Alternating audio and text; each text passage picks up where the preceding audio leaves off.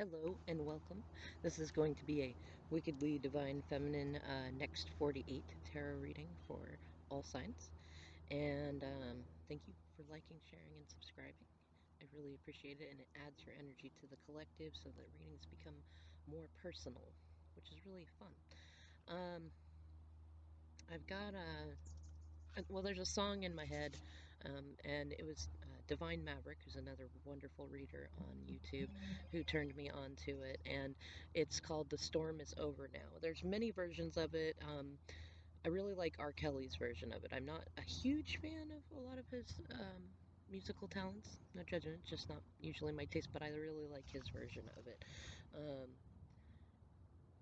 like the storm is over, storm is over now. There's that one. There's a couple of others that keep coming in and out, but that's the one that seems to stick a lot. Um, Another one is Superwoman. I cannot remember the artist of it, but there's like a line in it, like she talks about, you know, when I'm your woman, I make sure that your eggs are the way you like it, and your coffee's made the way you like it, and I do all this, but you're not gonna fool me. I'm not the kind of woman that you can just walk out on and expect to come back and it's just all easy like that, just kind of like a self-worth song. It's kind of nice, and even though the story of it is, a little bit sad, but those songs, I don't know, maybe check them out, see if they connect with you. Also, Burr, it's now getting cold. I'm missing doing my summer readings, but I'm taking advantage of what sunshine there has been today to do this out here. Now, I pre-selected cards. I'm also using a new Oracle deck, Divine Circus, which fits in fits in right now because we do have what I'm kind of calling the Karmic Karnival, um, Cirque de Karmic going on right now, as a lot of karmic cycles are ending, and Spirit is coming in. And well, it's like for some of us, it's like taking us by the hand and saying, "Come this way with me for a while." I know it seems absurd. I know it's not exactly what you had in mind, and it may seem contrary to everything that I've shown you to be working on and have faith in. But just come this way. Just for a minute. Just have faith, just trust, just come this way. Don't mind the clowns in the karmic clown car over here. Just leave them to me. I've got them. And anybody that you love and that you're worried about, don't you worry. They're mine right now. I got them. And for others, it's kind of like, oh, how do I even put it? Like just the funhouse mirrors as an image a friend and I talked about. And that really, it's kind of like, there's a series called The Magicians, and when it first opens, the characters are sent to this magical college, and they don't know that they're going. They don't get a letter like Harry Potter or anything. One of them goes into an elevator, and when she comes out at what she thought was the floor of her work, she ends up in an admissions office, and the other character, he loses a piece of paper to something he was reading, and it flies off, and he follows it through like somebody's yard and into some bushes, and then bam, he's in this like huge, like upstate college campus with rolling lawns, and there's somebody there saying, "You're late." you know, and it's kind of like that. And for some of the people being taken in through that, like let's say you're in, one of them is the elevator person, they open the elevator, and instead of it being college admission room, it's the entrance to a fun house. And it's, the fun house mirrors is the first thing, and they've got to go through and look at all of their images, the super tall, lanky looking one, and the one that makes you look really, really big and distorted, and ones that really are you, and they've got to figure their way through that. They've got to learn self-acceptance. They've got to learn to get themselves out of the maze. And for others, it's kind of more of that. I mean, if you imagine, coming through the bushes and bam, you're in Narnia, it could simply be that they're waking up from the karmic cycles that they've been in and the carnivals that they've been in, and they realize they're in a new circus, but it's not necessarily a bad circus. It's a little bit magical. And anyways, those are some of the visions that are kind of coming through. We have a lot of interesting things going on between, especially Saturn, Pluto, and Venus right now. and Jupiter. We have a bunch of things squaring off and creating an interesting set of dynamics, especially with Mercury retrograde in Scorpio and with Pluto literally just coming out of retrograde. So we've got this energy of cleansing, of revealing secrets too. There's a lot of secrets being revealed as we speak, and coming out, and a lot of masks being pulled off. You might find that you have some friends who were not really friends, or partners who were not really in it for love of unconditioned, or you might find that the version of yourself that you've been is not how you saw yourself, and that maybe it's time for some growth and some healing and things like that. It might also be that some, positive secrets are being revealed. Maybe you figure out how manifestation works. Maybe you get a cool tarot reading that tells you the right way to go or the right way to handle something. Or maybe there's some sort of inward thing that you learn that helps you heal an ancestral trauma. Who knows? Scorpio is an interesting energy. A lot of people understand the association of it with power and lust and secrets, but they don't also connect to it the energy of psychology and healing, especially healing in a like a miraculous sense or a metaphysical or supernatural sense. We also being that we're getting even closer to Scorpio season, because this is the funny thing, we're not even in Scorpio season yet, we're in Libra season. So we have a lot of karma and justice energy going on. A lot of you who have had things be very unjust to you will have justice brought to you, especially those who are not seeking it, who are not being vengeful or really even worried about getting justice. You're most likely to have it come to you, especially if you worked on no longer needing it.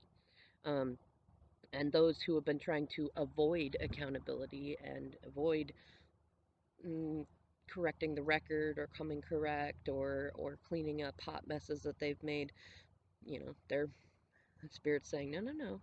Just like a parent, no, no, no. It is time to clean up your mess. I know that you don't want to do it right now, and you can cry about it if you like, but you're still going to do it, you know. and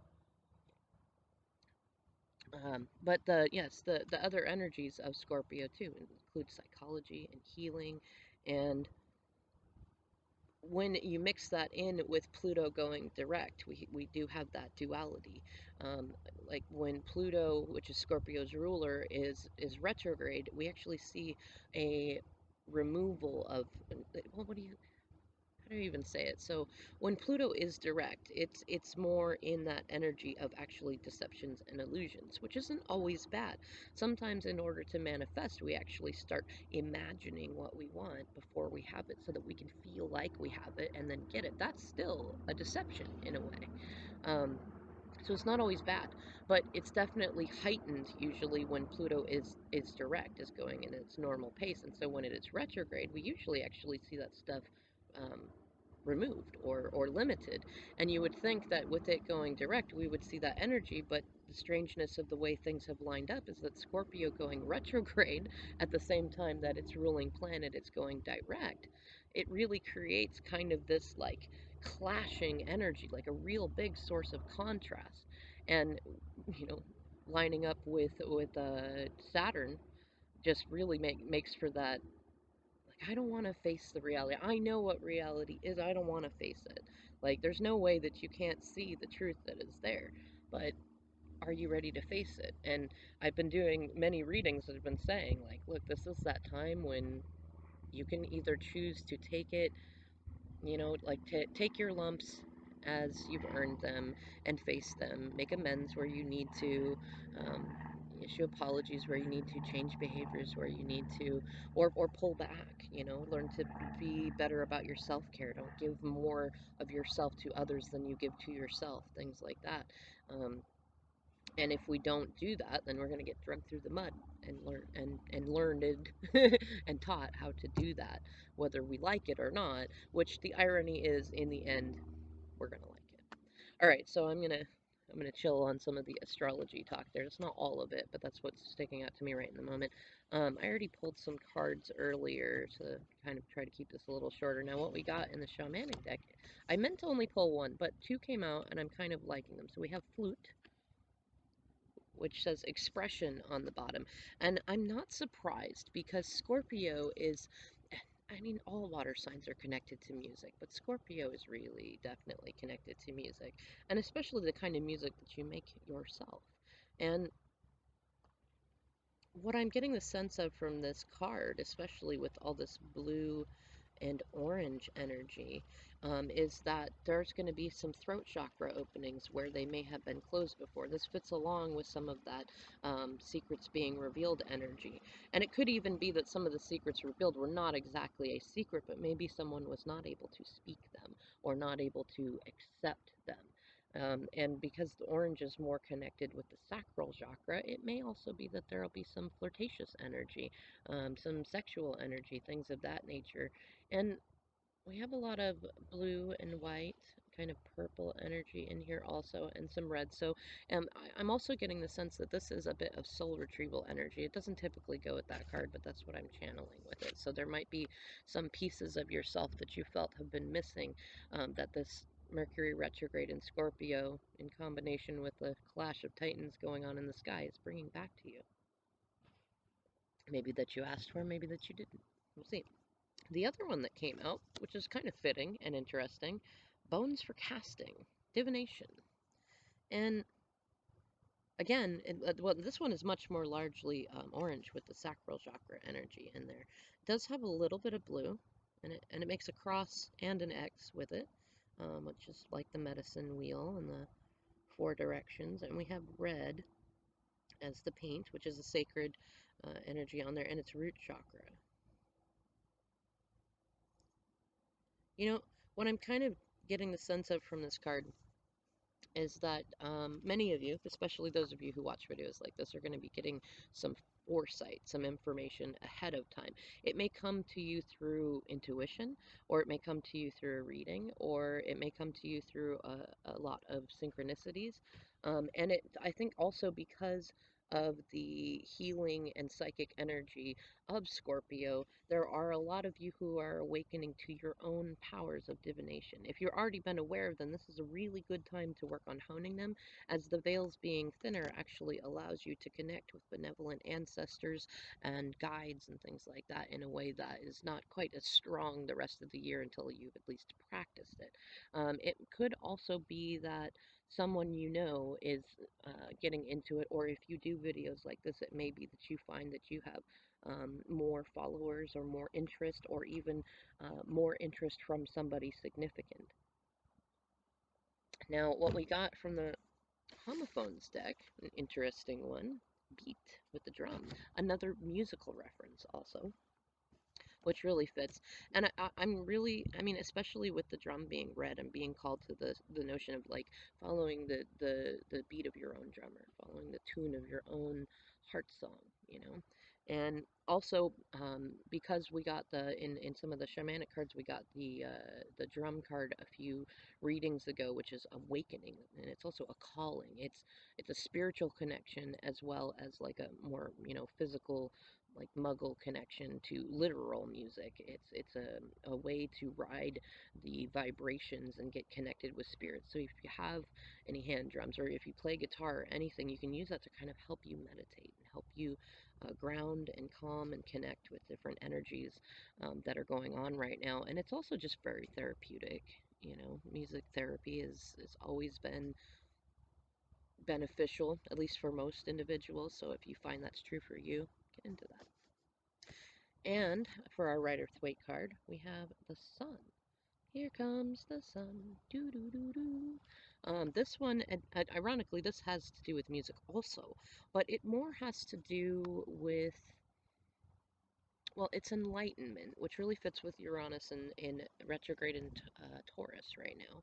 And it kind of has to do with, how do we put it? It's like it's authentic. Blah, blah, blah, blah, blah. Thanks, Mercury retrograde. It's authenticity. It's, you know, if you notice, the figure in that card is naked, and it's like bearing your soul, being naked to yourself, to the world, things like that. And it's about playfulness and joy and connecting with your inner child. And thankfully, it's an upright. So that suggests to me that that might be a lot of the energy that you're going to notice, at least over the next 48 hours, is that there's kind of this playfulness in the air, a little bit of flirtation, a little bit more openness and expression. I'm really being called to the blue in that card in this one too. And because of the yellow in that card that's very dominant. That suggests to me that we have not just the throat chakra coming in, but the solar plexus, which is a personal power and the ability. And I'm seeing the image now actually of the Queen of Wands, who is very good with her boundaries and personal power. And she knows she doesn't even have to have super strong boundaries because she doesn't need to waste her time on anyone who doesn't appreciate her or see her as a gift, just for being herself, without giving anything. And that applies regardless of gender identity too, masculine, feminine, any of that. That, just feel good about who you are, and or that's how you're going to feel, and you might notice other people starting to feel that way too.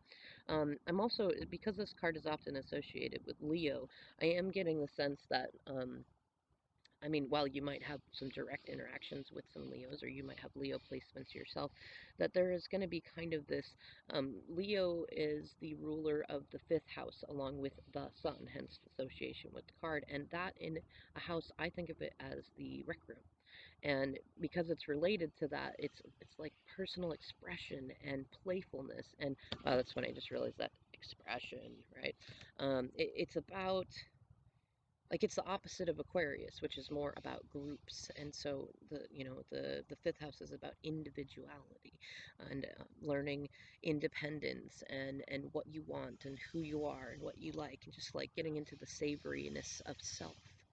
Now, of the new cards that I got, this is an interesting one. It's the Dark Harlequin. I really love these cards.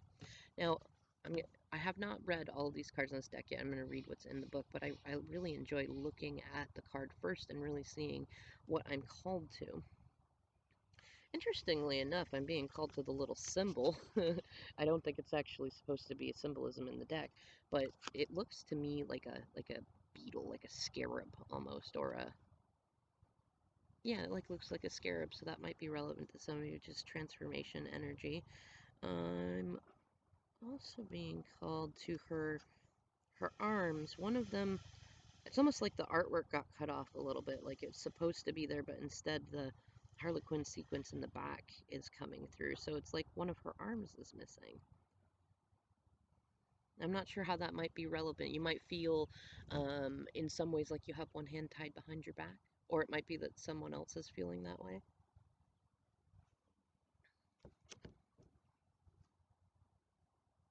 I'm really called also to the kind of the fake tear that's painted on her face. You see that? And it's kind of like, oh, this is weird. Different card just fell out.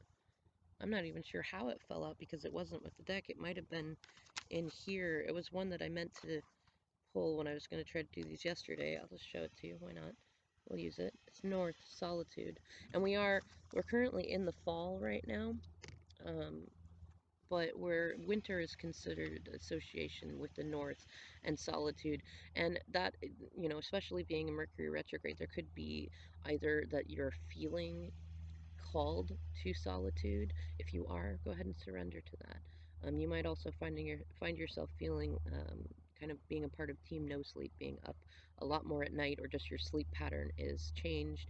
And if you find that you are getting a lot of energy from other people coming towards you and it's overwhelming, that's spirit saying, hey, you need to learn to feel like it is okay to take time for you, or say no thank you to helping someone or doing something like that, or that you don't need to connect with the karmic carnival of someone else, even if you need them to do something. Just embrace solitude in those moments.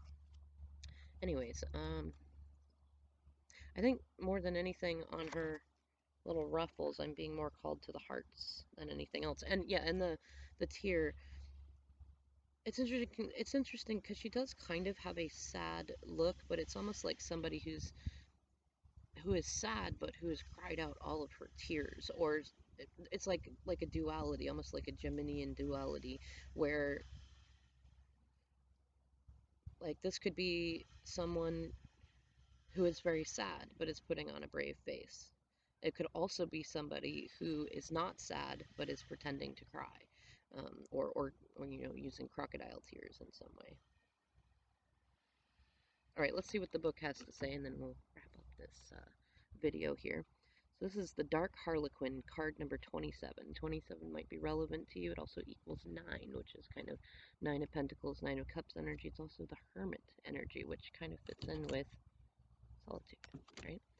And, ironically, bones for casting. Bells are ringing from deep inside. Something that once had to hide is seeking your attention. It wants out. It wants to be free. As you release what was once shut away, your discomfort shall turn to glee. What I say about that? Secrets being revealed, right? You are a spiritual adventurer. You are not afraid to go to the edge of what you know, of who you have believed yourself to be.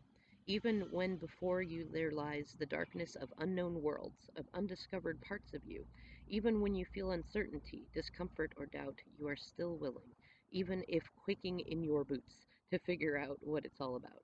This is fine, and this fine and fierce attitude gives you a special kind of grace, the grace to discover that you are a living, wild, divinely free, and empowered force to be reckoned with in this world.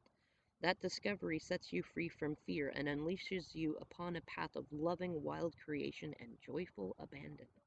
So you have come to a place in you and in your life where you don't know. You don't know what's happening. You don't know how to work through it. You don't know who you are. Well, not all of who you are. You don't know what you don't know. You are at the point of not knowing because you are growing. There will be surprises. There will be discoveries. You'll feel awkward at times, like you are trying to see in the dark. Bringing the light, right? You'll wonder if you are supposed to be confused, if you are supposed to feel like you aren't sure who you are anymore, or even if the things that once made sense in your life are supposed to seem so fragile, as though life once thought rock solid actually turns out to be a house of cards. The answer, of course, is yes. Yes, it's a royally divine mess. Don't be afraid to let there be some inner rattling and rampaging. The Dark Harlequin card comes to you at a time when you are naturally diving into the darkness for a healing purpose. Very Scorpio, by the way. So ask the difficult questions. Do things you wouldn't normally do. Experiment with thinking in ways you wouldn't normally think. Be willing to let everything change for the better by first letting go of how things are now. The messier your inner world seems to be right now, the more you can expect complete and utter transformation as a new order comes into form. Expect the unexpected, for you were born to grow into what is happening now. It's time to let the wild thing within out. It's a very good deck. I'm not going to read everything that's on the page because it's worth getting the deck. I might do a review of this deck later too. Now, I love the Scorpio connections from that card. I couldn't have, there's no way I could have known that that's what was coming through. I did think upon looking at it that it was very Scorpionic, and just, the cover of the deck when I saw it, it was like, yeah, that's very fitting. This is what I needed. And I love the guidance that it offered there. So I'm going to go ahead and wrap up this reading. Please feel free to leave your feedback below and share this around if you know of anybody who needs to hear it. I'm going to do my best to get to those individual next 48 readings, but if I don't, you'll see me when I get on next. So thank you so much for your time and attention. See you in the next video.